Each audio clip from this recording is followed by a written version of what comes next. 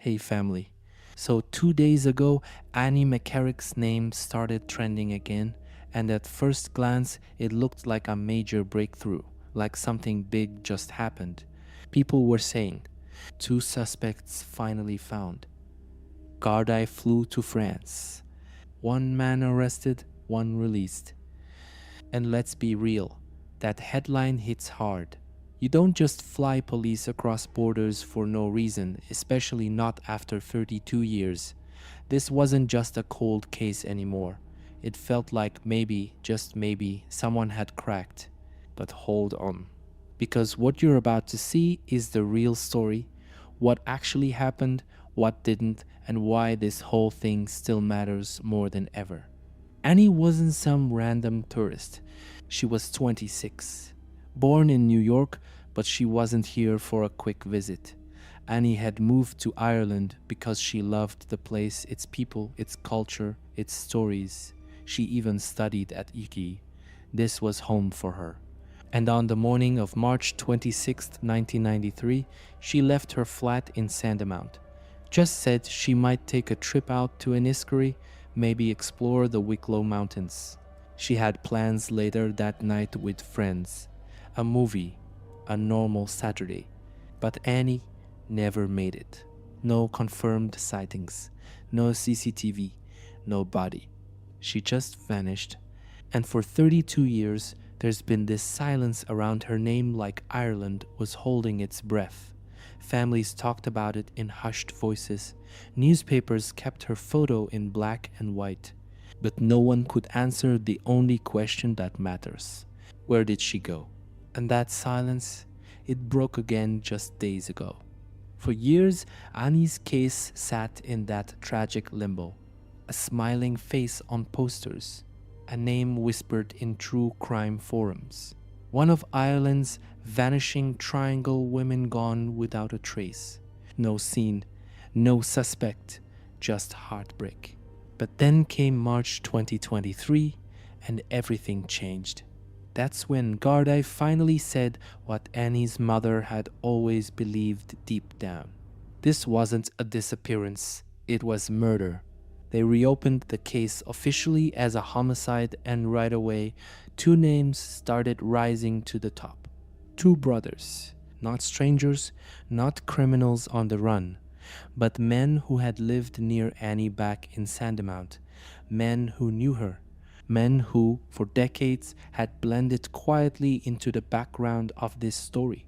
And just like that, Annie's case was no longer cold, it was active, alive, and the hunt was back on.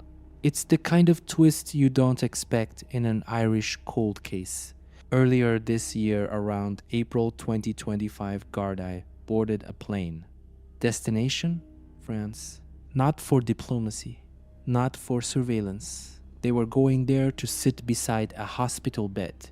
One of the two brothers, now in his 60s, was living abroad, quietly dealing with serious health problems. But Gardaí had questions, big ones. This man had once lived in Dublin, walking distance from Annie's flat. He knew her. He was part of that circle in Sandamount, and yet for over 3 decades he'd never been formally questioned. Until now. Two detectives flew in, coordinated with French authorities, and conducted 2 interviews not in a station, but in a hospital room. That alone tells you how badly they needed answers. Time wasn't just running out, it was bleeding away. Whatever he said during those interviews hasn't been released, but Gardaí clearly felt the trip was worth it, which makes you wonder, why now and why him? Because if the brother was innocent, if he had nothing to do with Annie's disappearance, wouldn't he have cleared that up 30 years ago? Back in Ireland, not long after the trip to France, Gardaí made their next move. On the morning of June 12, 2025, a man in his 60s was arrested in County Meath. Quiet street, no fanfare, just a knock at the door. And suddenly, Annie's case was front page again. This man wasn't random. He'd known Annie for years. They moved in the same social circles. Some people say he was even fixated on her. Witnesses from back then said his behavior after Annie vanished was strange. No grief, no shock, just silence. One even claimed he acted like her disappearance was inconvenient, not tragic. Gardaí held him under Section 4 of the Criminal Justice Act. That's serious. It allows them to keep a suspect for up to 24 hours without charge. And then he was released. No charges, no confession, just walked out the door. Officially, they said, pending further investigation. Unofficially, it felt like they had something just not enough. Which begs the question, what are they waiting for? Not long after the arrest in County Meath, the search for Annie shifted from people to places. This time, it led guards to Clondalkin, a quiet residential spot outside Dublin, where one of the suspects had family ties. And here's where it got real. They didn't just knock on the door and ask questions. They brought an entire forensic operation with them. We're talking a cadaver dog trained to detect the faintest trace of human remains, ground radar equipment to scan deep under the soil, full forensics teams, and a skip ready to haul away earth piece by piece. The focus, that back garden. Word is, guards were working off a theory that Annie never made it out to Wicklow, that she never got on that bus, that instead she died somewhere nearby, and maybe just maybe her body was hidden right here. For several days they dug, they searched the garden, the house, every inch of soil. But when the search wrapped, nothing was found. No remains, no bones, no answers. At least not publicly. Because let's be honest, when a team this serious goes that deep and says nothing afterward, you start to wonder. Was it really a dead end? Or are the guards holding something back, waiting to move at the right moment? Now here's where things got loud online. Just 2 days ago, articles started popping up again. 2 suspects identified. Guards flew to France. 1 arrested, 1 released. And the way it was written made it sound like all of this had just happened. TikTok videos, Reddit threads, people in the comments saying, finally, and they caught him. Even Wikipedia got updated like something new had dropped. But let's slow it down, because none of those events, the France trip, the interviews, the arrest, the forensic search, none of that actually happened 2 days ago. The France interviews, that was back in April. The arrest, that happened in June. The Clondalkin dig, also June, shortly after the arrest. So what really happened 2 days ago? The internet caught up. Some articles got refreshed. New people discovered the case. Headline bots rephrased it. Maybe even an algorithm mistook an old update for a breaking one. But that wave of attention, it wasn't fake. It just wasn't new. And honestly, bro, that tells you something powerful. Even after 32 years, people still care. The moment there's even a hint of movement, the whole country tunes back in. Like Ireland's just waiting for someone to finally say, "We found her." If you're just watching the headlines, it might feel like nothing's happening. No arrests announced, no charges, no press conference with flashing cameras. But behind closed doors, this case is alive. Here's what's really going on. The guards flew to France and sat down with a man too sick to travel. That wasn't routine, that was a last chance to ask the right questions before time ran out. Then, back in Ireland, they quietly arrested someone who knew Annie, a man linked to her for years.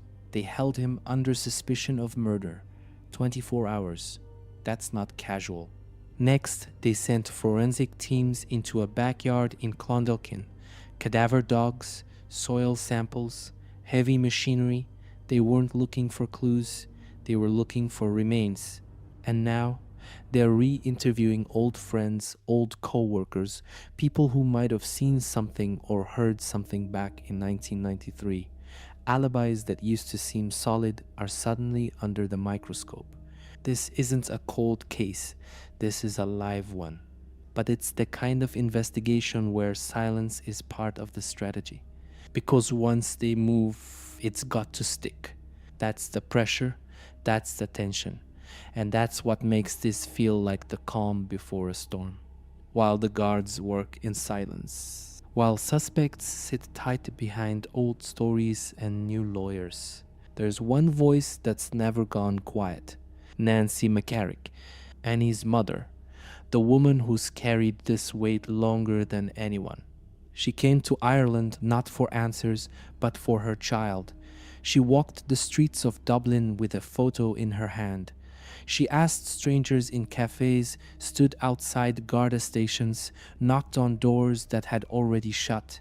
She's now in her 80s, and she said it plainly. She's not looking for revenge. She's looking for truth. She wants to know where Annie is, what happened to her, who was with her that day, and why no one ever came forward. For 32 years, Nancy's held on to the kind of hope that breaks most people, but hope can't last forever. She's running out of time, and she knows it. So the question that hangs over all of this, more than suspects, more than digs or headlines, is the one that matters most to her. Will she live to know what happened to her only child? So here we are.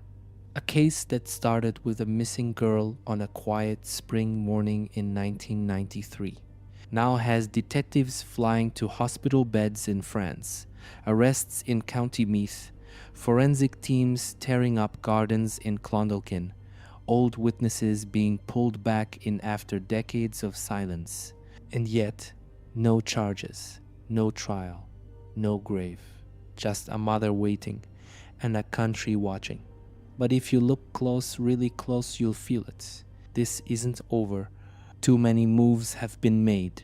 Too much is happening behind the curtain. The guards are working like they know where this is headed. They just need one last piece to lock it in. Maybe someone talks. Maybe new forensics hit. Or maybe the truth's already known and we're just waiting for the right moment to hear it. Whatever the case, this isn't a cold file anymore. This is an open door, and somewhere behind it is Annie McCarrick.